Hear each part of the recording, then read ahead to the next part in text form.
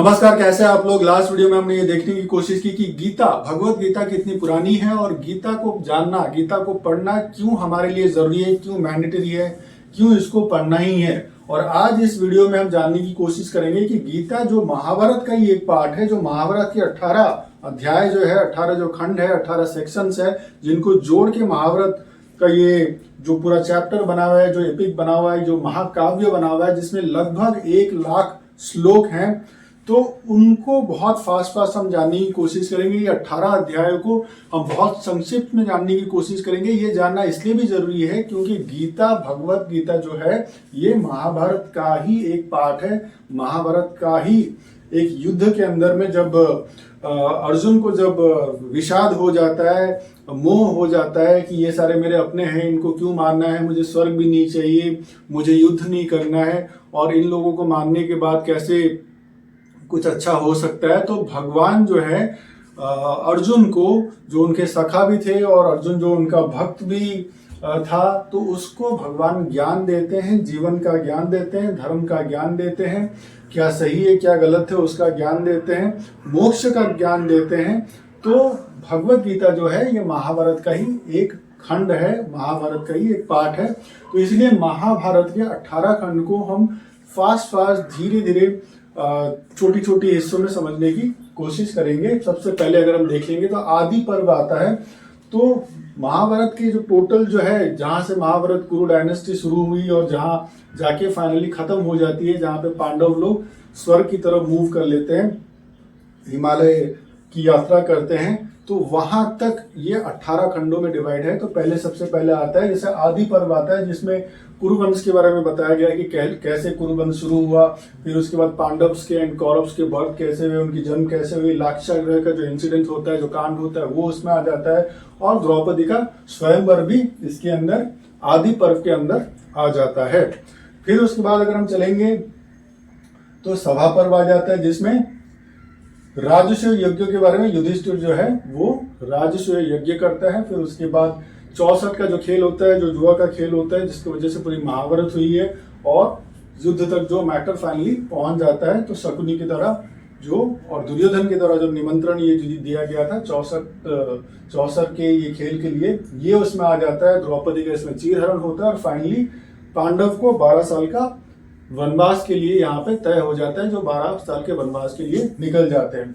फिर आ जाता है हमारा वन पर्व आ जाता है, जिसमें पांडव निकल जाते हैं वनवास के लिए, और इसमें ये जो पीरियड रहता है, इसमें अलग अलग तीर्थों की भी ये यात्रा करते हैं। और इसी पीरियड के अंदर में जो है अर्जुन को बहुत सारे अस्त्र शस्त्र भी मिलते हैं। जैसे कि एक एग्जाम्पल के तौर पे, ये हिमालय में जब थे तो वहां पे इन्होंने आराधना किया, यहाँ पे इन्होंने तपस्या किया, और भगवान शिव से भी उनको शस्त्र मिले, दिव्यास्त्र मिले।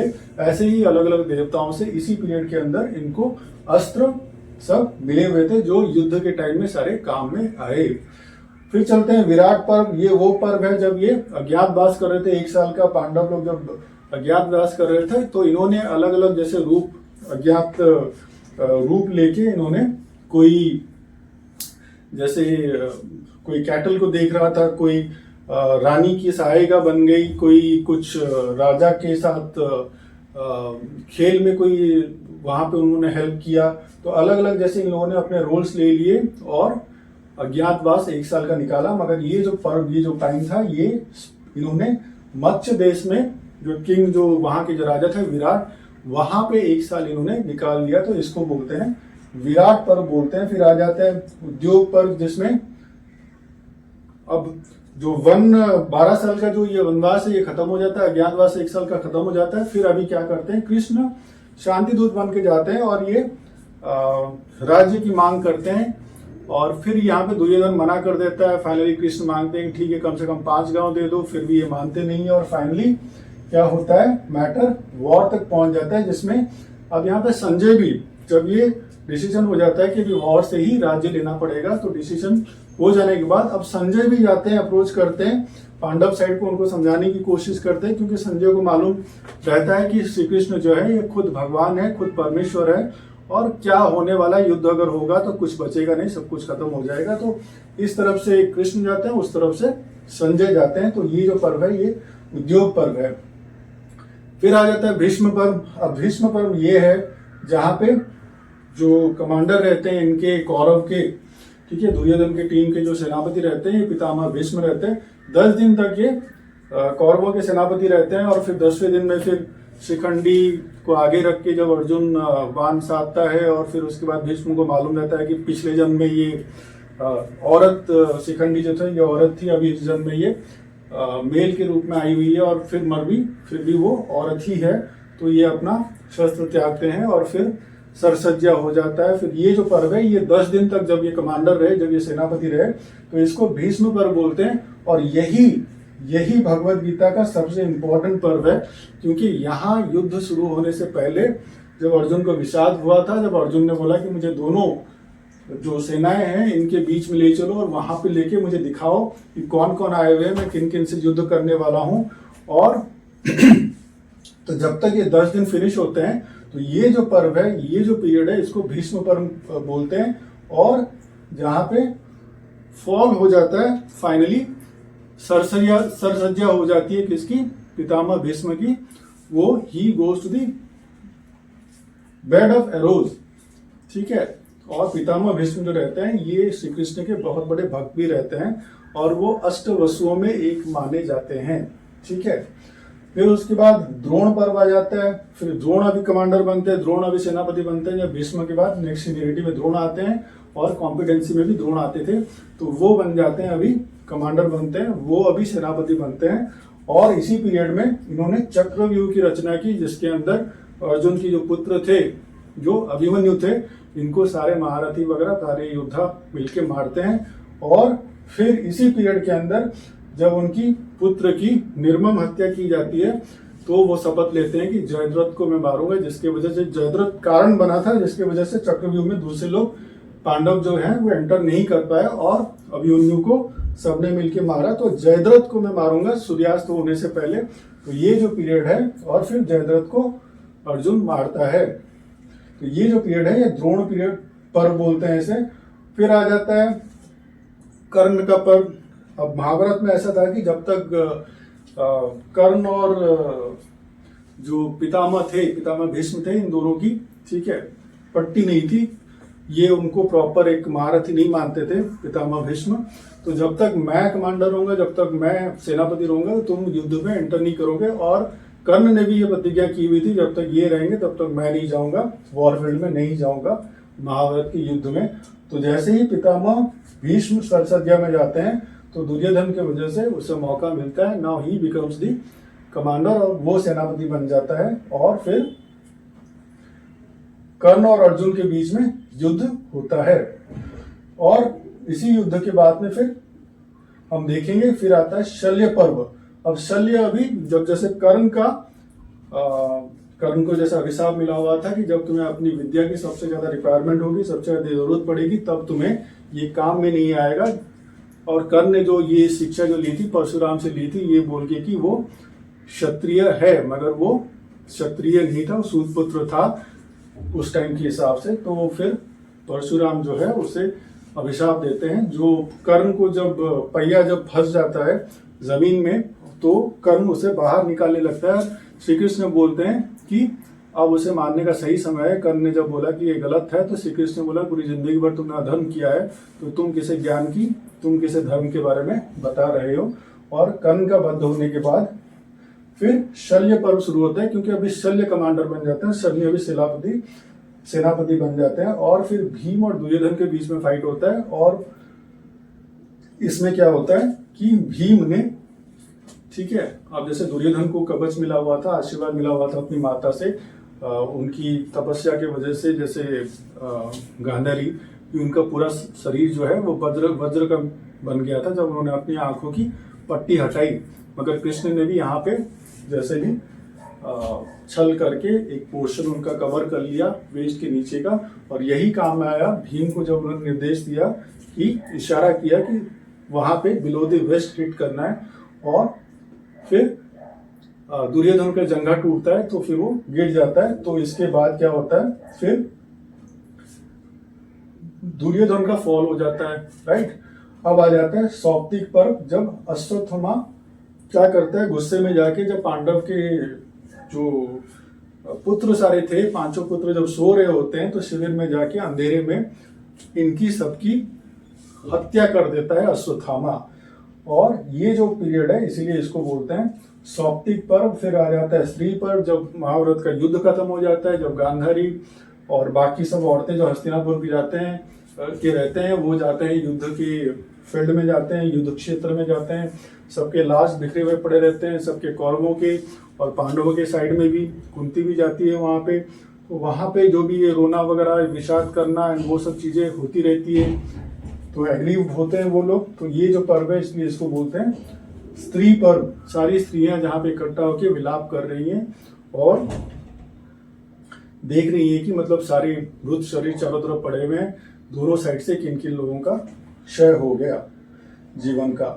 फिर आ जाता है शांति पर्व। अब युधिष्ठिर का राज्याभिषेक यहाँ पे हो जाता है और भीष्म जो है अभी तो इन्होंने अपना शरीर नहीं छोड़ा हुआ है, जो उत्तरायण का वेट कर रहे हैं, क्योंकि उत्तरायण एक ऑस्पिशियस मोमेंट माना जाता है। और जैसे दिसंबर जनवरी फरवरी के इस पास का ये जो पीरियड रहता है, और 58 दिन युद्ध जब चल रहा था स्टार्टिंग में, तो जैसे पहला दिन गिन लेते हैं तो 58 दिन अगर हम इसे काउंट करते हैं तो 18 दिन का युद्ध हो गया। फिर उसके बाद भी भीष्म पितामह जो है वो जीवित है, सर सज्जा पे है और उत्तरायण का वेट कर रहे हैं। जब उत्तरायण आ जाता है तो फिर वो अपना देह का त्याग करते हैं और उन्हें मोक्ष की प्राप्ति हो जाती है। मगर इस पीरियड के दौरान भी वो शिक्षा दे रहे हैं, राजधर्म का, मोक्ष का और ज्ञान का शिक्षा दे रहे हैं, युधिष्ठिर को दे रहे हैं। तो ये जो पीरियड है इसे शांति पर्व बोलते हैं। फिर आते हैं कि अनुशासन पर्व। अब ये जो पीरियड है ये क्या है, इसमें teaching by Bhishma to the rules of दान के बारे में, धर्म के बारे में, कर्तव्य के बारे में ये युधिष्ठिर को शिक्षा दे रहे हैं। और इसी पीरियड को बोल रहे हैं अनुशासन पर्व। और फिर जो पितामह भीष्म है वो अपने शरीर का त्याग करते हैं, क्योंकि उनको इच्छा मृत्यु का उनको वरदान था, तो वो शरीर त्याग करके मोक्ष को प्राप्ति हो जाती है। फिर उसके बाद आता है कि अश्वमेधिक पर्व, जहाँ पे अश्वमेध यज्ञ का अनुष्ठान युधिष्ठिर करते हैं और दिग्विजय के लिए जो अर्जुन है और शांति का जो मैसेज भी वो लेते हुए निकल जाते हैं। तो दिग्विजय करके, ताकि जितने भी राजा हैं सबको मिला के जैसे एक कॉमन एम्पायर क्रिएट किया जाए, धर्म की स्थापना की जाए, शांति की प्रतिष्ठा की जाए। तो इसके लिए दिग्विजय के लिए अर्जुन निकल जाते हैं और ये जो है युधिष्ठिर अश्वमेध यज्ञ करते हैं। अब आश्रम वार्षिक पर्व में क्या है कि जितने वानप्रस्थ आश्रम के लिए धृतराष्ट्र, गांधारी और जो कुंती है ये वन के लिए निकल जाते हैं, क्योंकि अभी राज्य वगैरह सब सारे सुख वगैरह हो गए, अभी समाप्ति हो गई, युद्ध की समाप्ति हो गई, क्या खोया क्या पाया ये सब चीजें सब देख लिया। अब इन्हें तो ये मेटेरियलिस्टिक चीजों को छोड़ के आगे निकलने की बात होती है। हालांकि युधिष्ठिर जो है धृतराष्ट्र जो है ये इसमें इंटरेस्टेड नहीं थे, अभी भी हम महल में रह सकते हैं, मगर जैसे कुंती ने और गांधारी ने इस चीज की जिद की तो ये वन की तरफ प्रस्थान कर लेते हैं। और वन के अंदर ही इनकी वहां पे जब वन में आग लग जाती है तो वहां पे ही जल के ये भस्म हो जाते हैं। ये अपने आप को प्रोटेक्ट भी करने की कोशिश नहीं करते हैं, क्योंकि उनको मैटेरियलिस्टिक चीजों से इनको रिनाउंस करना था। फिर आते हैं कि मौसल जो पर्व है, जिसमें श्राप के कारण क्या होता है, क्योंकि पूरी जो आप देखोगे महाभारत देखोगे, धर्म की प्रतिष्ठा करने के लिए कहीं कहीं पे थोड़ा बहुत अधर्म भी करना पड़ा था भगवान कृष्ण को। तो गांधारी का भी श्राप था भगवान कृष्ण को, जैसे कि जैसे तुमने महाभारत का ये वॉर कराया, तुम्हारी वजह से हुआ, पूरी डायनेस्टी खत्म हो गई, दोनों तरफ के बड़े बड़े योद्धाओं खत्म हो गए, किसी के पुत्र किसी के पति खत्म हो गए, तो तुम्हारा भी जो डायनेस्टी है, तुम्हारी भी जो यदुवंश है वो भी वैसे ही खत्म हो जाए। इसको छोड़ के दूसरी भी एक स्टोरी है जो श्राप मिलता है, सेजेस जो हैं, जो मुनिया हैं या नारद है, उनसे भी कोई श्राप मिलता है, जिसकी वजह से ऐसी कोई चीज क्रिएट होती है, ऐसी सिचुएशन क्रिएट होती है जिसकी वजह से यदु वंश के जो भी थे ये अपनी बीच में लड़ झगड़ के इनका जो एम्पायर है, इनकी जो डायनेस्टी है वो खत्म होती है। उसके साथ श्री कृष्ण का जो द्वारका है वो भी समुद्र के नीचे डूब जाता है। और श्री कृष्ण को भी एक जैसे बाण लगता है उनके पैर में, किसी ने जंगल में जैसे किसी को जो ज्ञात था उसे लगा कि ये कोई जैसे पशु है या कोई रैबिट है या कुछ जैसे कोई जानवर है वो सोच के उसने मारा, हिरन सोच के उसने मारा, तो फिर इनके पैर में लगा और फिर उनकी डेथ हो गई। तो ये भी जैसे ये पर्व इसे हम बोलते हैं कि मौसल पर्व इसे हम बोलते हैं। फिर आ जाता है कि महाप्रस्थानिक पर्व, जिसमें पांडव द्रौपदी वगैरह इनका भी जाने का टाइम आ जाता है। तो ये रिनाउंस करके जब जैसे श्री कृष्ण का डेथ हो जाता है, सारी चीजें जैसे खत्म होने लगती है, जो एक बड़ा सहारा था वो खत्म होने लगती है, जो स्पिरिचुअल एक जर्नी था साथ में वो खत्म होने लगती है। तो पांडवों को लगता है और उनको भी ये अभी ज्ञात होता है कि ये अभी ये सारी चीजें मेटेरियलिस्टिक चीजें, राजभोग वगैरह ये सब चीजें छोड़ के अब जाने का टाइम आ गया। तो ये क्या करते हैं, महाप्रणय करते हैं, ये स्वर्ग की तरफ यात्रा करते हैं और ये हिमालय की ओर चल देते हैं, एक एक करके, एक के पीछे एक चल देते हैं। तो धीरे धीरे करके एक एक की जैसे वहां पे पतन होती रहती है और फाइनली जो है युधिष्ठिर आगे चलते रहते हैं। और फाइनली अगर देखेंगे तो इसमें आ जाता है स्वर्ग रोहण पर्व, जिसमें युधिष्ठिर ही अकेले अपने बॉडी के साथ स्वर्ग में एंटर कर पाते हैं और बाकी जितने भी थे ये पांडव थे और द्रौपदी थी, जैसे अपने अपने कर्मों के हिसाब से वो अपने अपने लोक में जैसे जाते हैं, जैसे कोई वायु लोक में जाता है, कोई धर्म लोक में जाता है, कोई ठीक है वैसे वो जाते हैं। तो ये हमने ये पूरा देख लिया कि 18 अध्याय क्या है। ये पूरी सारी चीजों को मिला के महाभारत जो है इसे कंपाइल किया गया है और महाभारत को बिगेस्ट लार्जेस्ट एपिक माना जाता है वर्ल्ड का, पूरी विश्व का, जिसमें लगभग 1 लाख श्लोक हैं और ये 18 अध्यायों में या 18 खंडों में या 18 पर्वों में इसे डिवाइड किया गया है। हालांकि इन पर्वों को फिर सब डिवाइडेड भी किया गया है, बट बेसिकली ब्रॉडली ये 18 पर्व है। और इन 18 पर्वों के अंदर इनको जानना क्यों जरूरी है